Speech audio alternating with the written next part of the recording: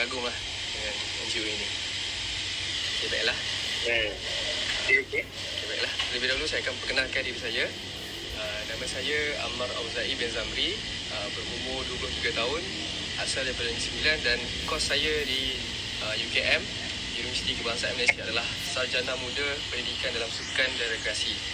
Jadi tugasan yang saya ambil ni adalah tugasan luar, iaitu tugasan citra.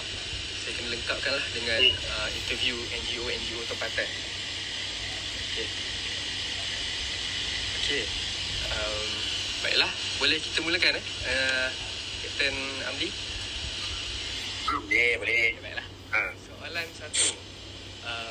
Boleh ceritakan secara ringkas latar belakang NGO ini dan bagaimana ia bermula? Okey. Nama NGO ni adalah Persatuan Sport Pemburu Ikan Asing, atau singkatan ini dikenali dengan SIA. Okey.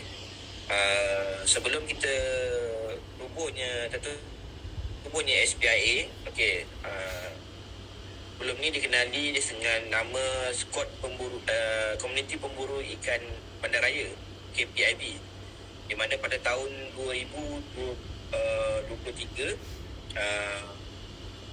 Komuniti Pemburu Ikan Bandaraya telah didaftarkan di bawah ROS Selangor dengan matlamat sama untuk memburu ikan asing.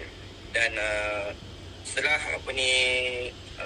Jabatan Penglibatan Jabatan Perikanan dalam usaha kerjasama untuk memerangi ikan asing ni, Jabatan Perikanan Negeri Selangor telah mencadangkan supaya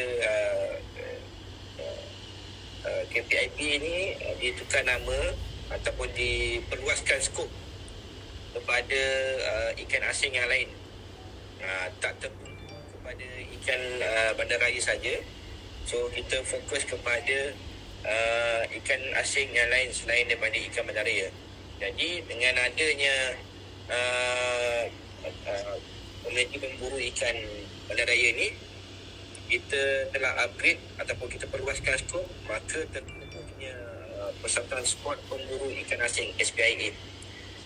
Dan SPIA telah didaftarkan di bawah ROS pada 30 Oktober 2024.